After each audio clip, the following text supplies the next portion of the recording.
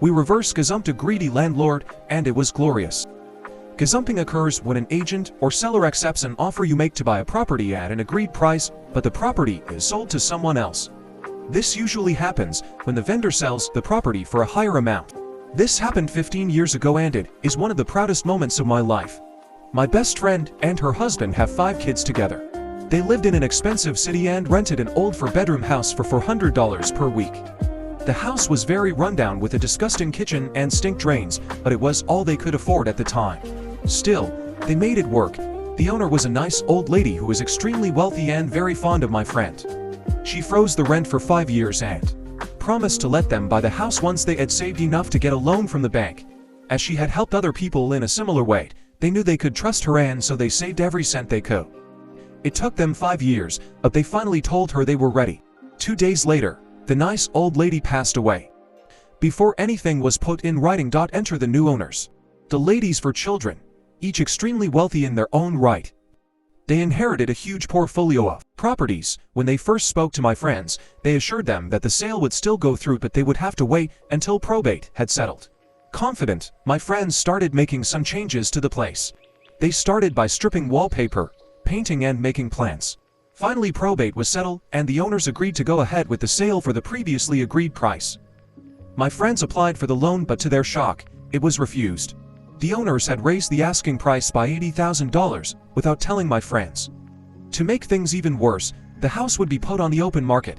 In 7 days there would be an open house and, with the market the way it was, it would probably sell immediately. My friends were devastated. They might be able to borrow enough but it would take longer than a week to get.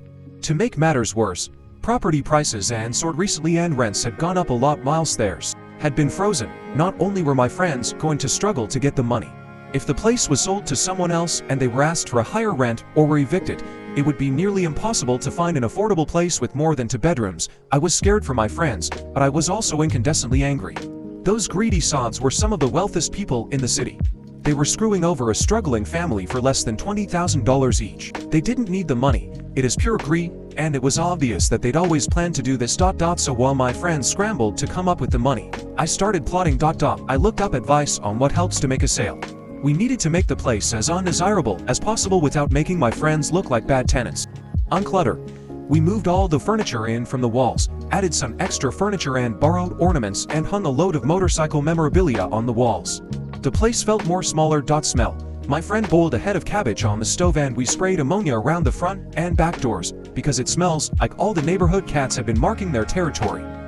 We also poured 2 dozen rotten eggs down the drain to make it smell like sewer gas. Neighborhood.